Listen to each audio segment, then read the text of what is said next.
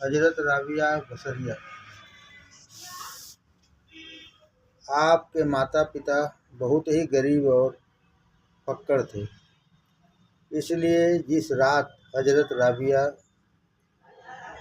जन्म लेने वाली थी, उस रात उसके घर में दीपक प्रकाशमान करने के लिए और नाभि पर लटकाने के लिए तेल भी नहीं था, और न इतना कपड़ा था कि वह आपको उड़ा दिया जाए। आपके माता पिता के यहाँ आपसे पहले 3 लड़कियां और भी थीं, और आप चौथी थी, इसलिए आपका नाम राबिया रखा गया, क्योंकि अरबी भाषा में राबे चौथे को कहते हैं। तात्पर्य यह है कि आपकी माता ने आपके पिता से कहा कि उक्त पड़ोसी के घर से थोड़ा से तेल मांग कर लाओ, तो आपके पिता उस पड़ोसी के घर तेल के लिए गए।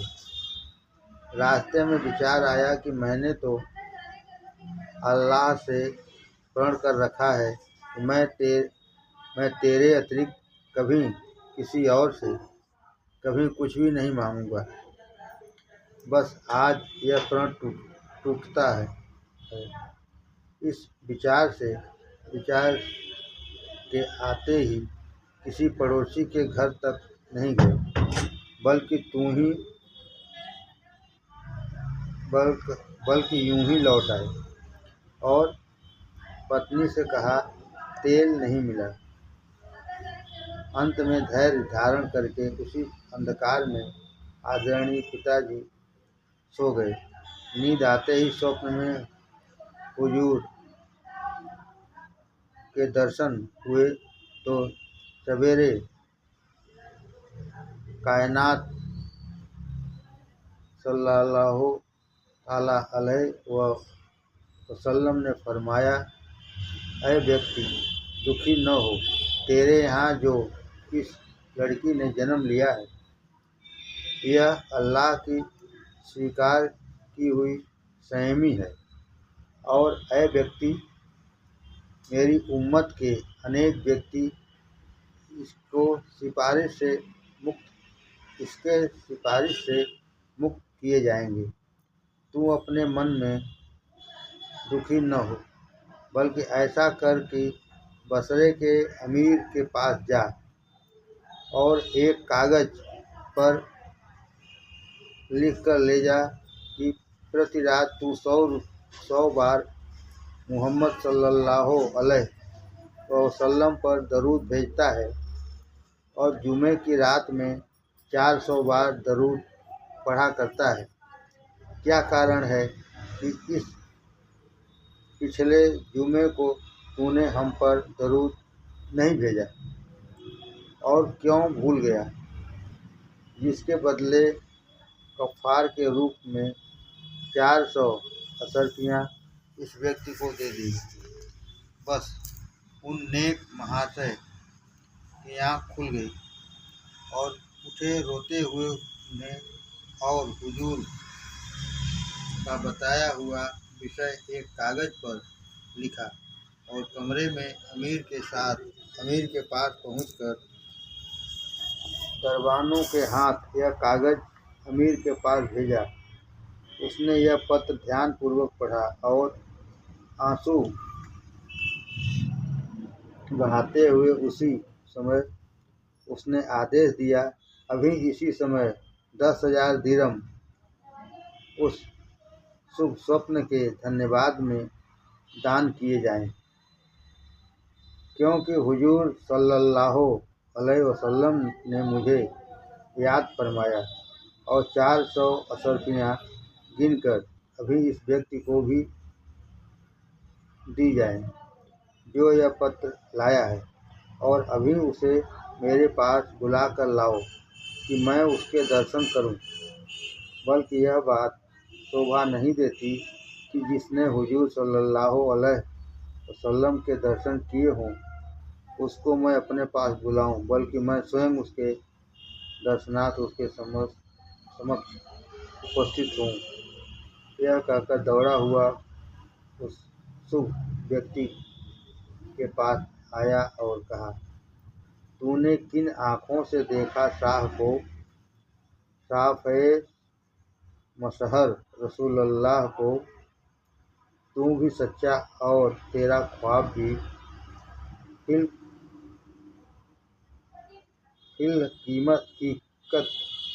हकीकत यह खता मुझसे हुई।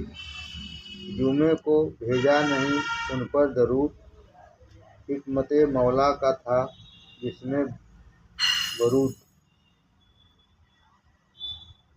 तेरे सदके यह पयामे सरवरी मिल गया, मुझको मेरी बख्शिश हुई।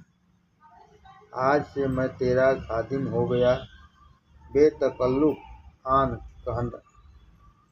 कहना मुद्दया। लोगों ने एक दिन हजरत रबिया बसरिया से ज्ञात किया कि आप शैतान से शत्रुता करती हैं अथवा नहीं। लोगों ने एक दिन हजरत राबिया बसरिया से ज्ञात किया कि आप शैतान से शत्रुता करती हैं अथवा नहीं। फरमाया, लोगों, मुझे रहमान की मित्रता से इतना अवकाश कहाँ मिलता है जो मैं शैतान की शत्रुता में अपना समय खपाऊं।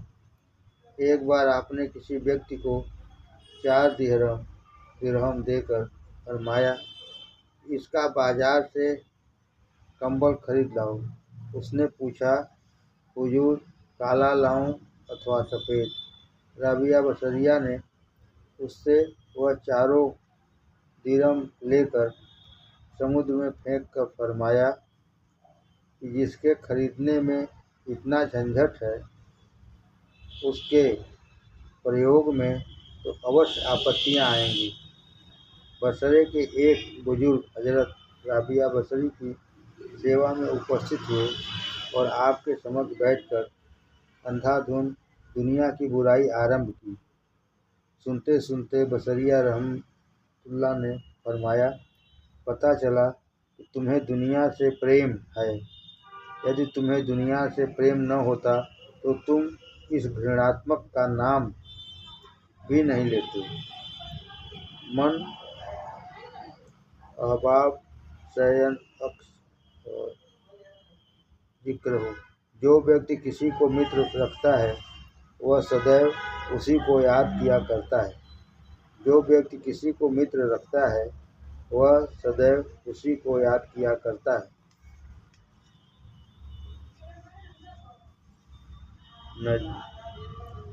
आपको अच्छे बुरे से काम क्या खुदा का घर नहीं दिल में हुआ? आपको अच्छे बुरे से काम क्या खुदा का घर नहीं दिल में हुआ? जिक्र गैरों का हो मौला का न हो, जिक्र गैरों का हो मौला का न हो। बाए हैं इंसान तेरी अक्ल हो।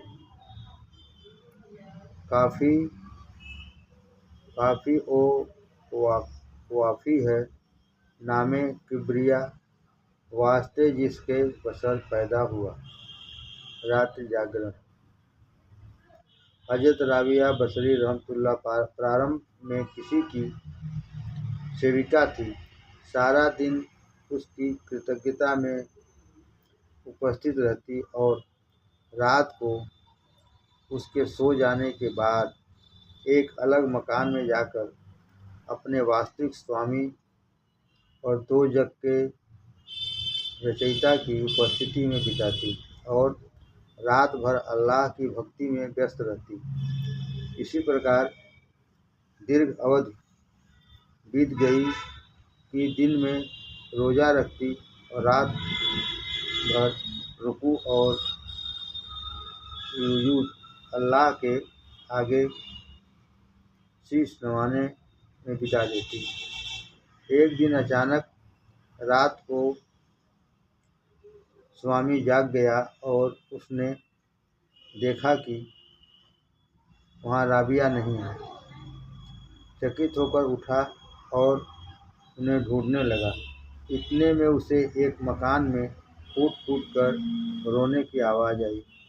जब वह वहाँ पहुँचा तो क्या देखता है, राबिया बसरी सजदे में पड़ी हुई अपने रब की उपस्थिति में फूट फूट कर रो रही है और कह रही है कि ऐ खालिके कायनात, जग के रचयिता, तू भली भांति जानता है कि तेरी तुच्छ लौंडी दासी का मन यही चाहता है कि दिन रात तेरी ही पूजा करे और प्रति समय तेरी ही उपस्थिति में उपस्थित रहे। किंतु क्या करूं कि दिन भर सांसारिक स्वामी की कृतज्ञता से अवकाश नहीं मिलता। रात को उसके सो जाने के बाद तेरी उपस्थिति में उपस्थित होती हूँ और जिस प्रकार जितना बन पड़ता है तेरी भक्ति करती हूँ, किंतु मैं जानती हूँ कि कर्तव्य परायणता नहीं कर सकती। किंतु तू सब सुनने वाला है और थोड़ी सी भक्ति को भी स्वीकार कर लेता है। स्वामी ने जब यह घटना देखी और रबिया बसरी की दुआ के वाक्य सुने तो उसका सारा शरीर कँपा गया और अल्लाह के डर से उसका हृदय थर्रा गया। यूं ही वापस जाकर अपने बिस्तर पर लेट रहा, किंतु उसे सारी रात जागते ही बीत गई, क्योंकि अल्लाह का डर उसके मन में समा गया था। जब प्रातः हुआ तो राबिया बसरिया को बुलाया और बड़े सम्मान और बहुत क्षमा मांगते हुए कहा, मैं राजी खुशी से तुमको स्वतंत्र करता हूँ। उस समय राबिया बसरिया को बहुत प्रसन्नता हुई और अपने वास्तविक अल्लाह का धन्यवाद किया और उस सांसारिक स्वामी के प्रति अल्लाह से दुआ फरमाई और वहाँ से चली गई। वहाँ से विदा होने के बाद शहर से बाहर सागर तट पर एक टूटे फूटे मकान में वास किया, वहाँ जहाँ वह दिन रात अल्लाह की याद में लीन रहती। इसी प्रकार दीर्घ अवधि बीत गई। एक दिन एक व्यक्ति ने उसका यह घोर परिश्रम और मेहनत देखकर उनसे कहा कि तुम दिन रात में तनिक भी विश्राम नहीं करती। क्या तुम्हें मालूम नहीं कि अल्लाह रब्बुल इज्जत गफ्फूर रहीम है?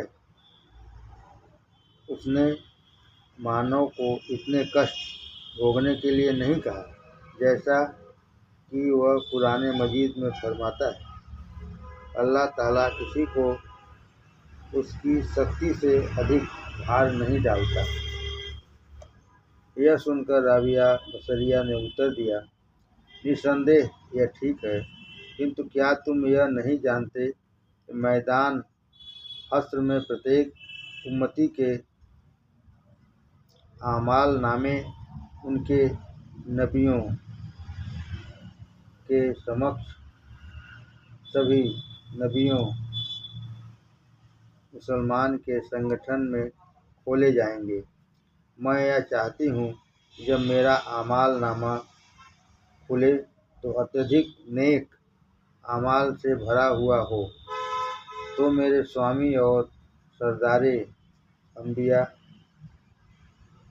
हुजूर अकरम सल्लल्लाहु अलैहि वसल्लम को पूर्ण भव्य गर्व प्राप्त हो कि अल्लाहु अकबर, जब उम्मते मुहम्मदिया की तुच्छ दासी इतनी उत्तम श्रेणी के नेक आमाल रखती है, तो फिर इस उम्मत के विद्वानों और नेक लोगों के संग के आमाल किस श्रेणी के होंगे। अल्लाह अकबर। अल्लाह की प्रीत की क्या दशा है। अल्लाह ताला सब्र को अपनी प्रीत प्रदान कर दे। अल्लाह ताला सबको अपनी प्रीत प्रदान कर दे। आमीन। हज यात्रा। कुछ समय बाद हजरत राबिया बसरिया ने हज बैतुल्लाह का संकल्प किया। एक काफिले के साथ अपने खच्चर पर सवार होकर प्रस्थान किया, किंतु रास्ते में खच्चर मर गया। तो काफिले वालों ने कहा कि आप चिंता न करें, हम आपको अपनी सवारियों पर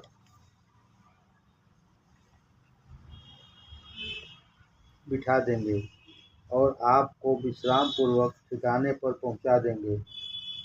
इसके उत्तर में राबिया बसरी ने फरमाया कि अल्लाह ताला तुमको इसका अच्छा प्रतिफल दे, किंतु तुम लोग मेरी कुछ चिंता मत करो, मुझे यही छोड़ दो, अल्लाह काम बनाने वाला है, तुम लोग अपनी यात्रा चालू रखो। तब काफिले वाले विवश होकर राबिया बसरिया को अकेला छोड़कर आगे प्रस्थान कर गए। राबिया ने अब अपने वास्तविक स्वामी की उपस्थिति में फूट फूट कर रोना आरंभ कर दिया और कहा कि ऐ मेरे मालिक, तूने इस तुच्छ दासी को अपने घर के तीर्थ के लिए बुलाया, रास्ते में मेरा खच्चर मर गया और अब मैं विवश यहाँ पड़ी हूँ। क्या तेरे होते हुए मैं और किसी की चापलूसी करूँगी। तू तो प्रत्येक पुकारने वाले की पुकार सुनता है और स्वीकार करता है, जैसा कि अल्लाह का हुक्म है। मैं पुकारने वालों की पुकार का जवाब देता हूँ और ऐ अल्लाह, तू दूर नहीं है, तेरा फरमान है।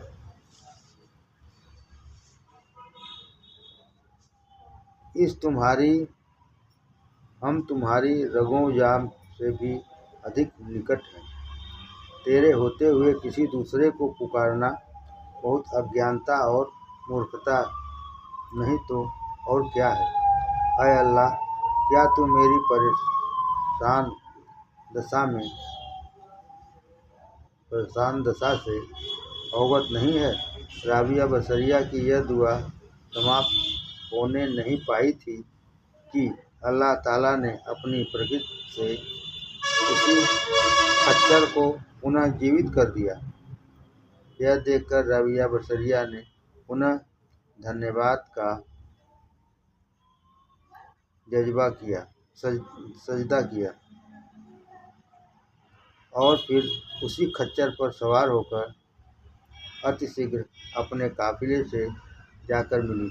सारे काफिले वाले यह दशा देखकर दंग रह गए और अल्लाह की प्रतीक पर ईमान और पक्का हो गया। अल्लाह से निकटता।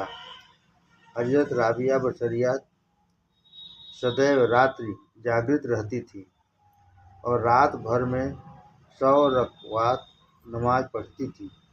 फिर फज्र की नमाज पढ़ के सुस्ती उतारने के लिए थोड़ी देर जान माज पर भी बैठ जाती थी, किंतु यदि ऊँघ आ जाती तो उछल पड़ती और अपनी आत्मा को बहुत बुरा कहती कि तू कब बेहोशी की नींद में सोती रहेगी। ऐ आत्मा, क्या तू जानती नहीं है कि सर पर मौत खड़ी है, न जाने कब आ जाए। आप सदैव कंबल का कुर्ता पहनती थी। आपने वसीयत की थी कि मरने के बाद मुझे इसी कंबल में कफना देना। इसीलिए निधन के बाद लोगों ने वसीयत के अंतर्गत उसी कंबल में उन्हें दफना दिया। कुछ दिनों बाद एक औरत ने स्वप्न में देखा कि राबिया बसरिया बहुत ही मूल्यवान हरे रेशम का कुर्ता पहने हुए है। उस औरत ने ज्ञात किया कि आपका कंबल का कुर्ता कहाँ है, तो कहा रहमान ने उस कुर्ते के बदले यह कुर्ता प्रदान कर दिया है। इसके बाद उसने राबिया से ज्ञात किया कि ऐसी बात बताओ कि जिससे अल्लाह का निकट प्राप्त हो। तो राबिया बसरिया ने उत्तर दिया कि अल्लाह की निकटता के लिए अल्लाह की याद के से बढ़कर कोई माध्यम नहीं है। उत्तर दिया कि अल्लाह की निकटता के लिए अल्लाह की याद से बढ़कर कोई माध्यम नहीं है, जैसा कि अल्लाह का फरमान है, अल्लाह की याद सर्वमहान है।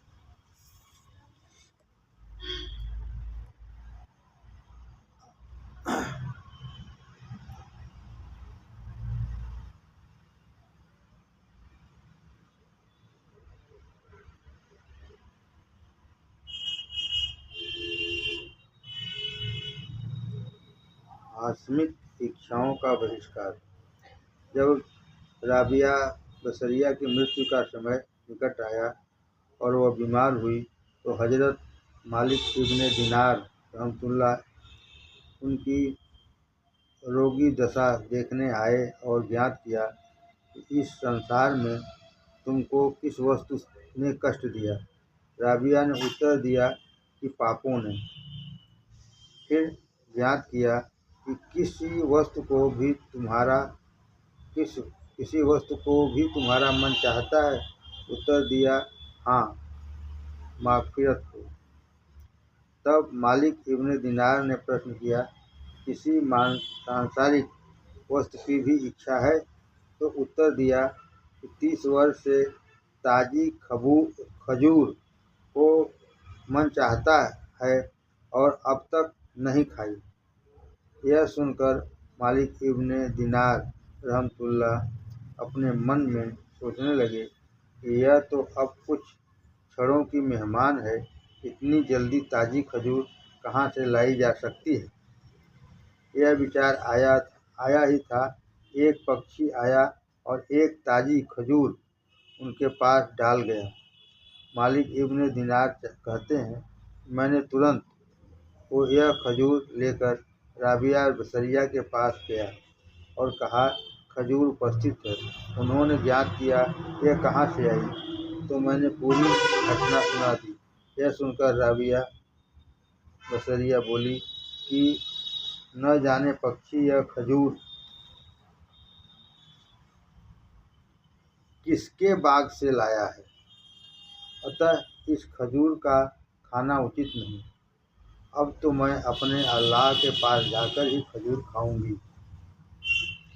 इसके बाद राबिया बसरिया ने कहा, मुझे अकेले मकान में अल्लाह वाहिद अकेले के साथ अकेला कर दो। तब सब लोग बहुत उदास हुए और उन्हें अकेला छोड़कर चले गए, तो मकान का द्वार बंद हो गया और अल्लाह की रहमत का दरवाज़ा खुल गया। कुछ देर बाद उस मकान की ओर से एक आवाज़ आई, ऐ इत्मीनान वाली रूह, तू अपने परवरदिगार के जवारे रहमत की तरफ चल, इस प्रकार कि तू उसके खुश और वह तुझसे खुश। यह आवाज़ सुनकर लोगों ने मकान का द्वार खोला तो देखा कि राबिया बसरिया अपने रब की प्यारी हो गई। अल्लाह अल्लाह 30 वर्ष तक की हार्दिक इच्छा भी संदेह के कारण पूर्ण न हो सकी। अल्लाह अल्लाह 30 वर्ष तक की हार्दिक इच्छा भी संदेह के कारण पूर्ण न हो सकी। अल्लाह से प्रीत। एक दिन हजरत राबिया बसरिया किसी स्थान से गुजर रही थी। यहाँ एक व्यक्ति जन्नत का वर्णन कर रहा था। आपने उस व्यक्ति से कहा कि मियाँ अल्लाह से डरो। तुम कब तक अल्लाह के बंदों का अल्लाह के प्रेम से ध्यान बटाए रखोगे? तुमको चाहिए कि पहले अल्लाह के प्रेम की शिक्षा दो और फिर जन्नत का शौक दिलाओ। उस व्यक्ति ने राबिया बसरिया की बात सुनकर कहा, ऐ पगली, जाओ अपना रास्ता लो। राबिया बसरिया ने कहा, मैं तो पगली नहीं हूँ, किंतु हाँ, तू अवश्य पागल है कि रहस्य की बात नहीं समझ सका। कहा कि जन्नत तो कैद खाना और आपत्ति का घर है। जन्नत तो कैद खाना और आपत्ति का घर है। यदि वहाँ अल्लाह ताला का समीप न हो।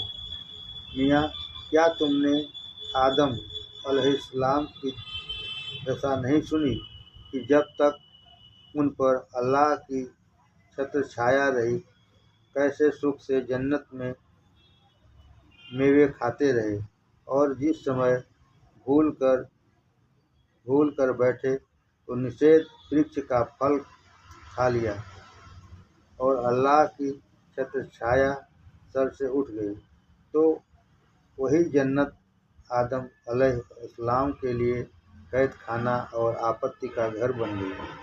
फिर कहा कि क्या तुम्हें इब्राहिम की दशा का पता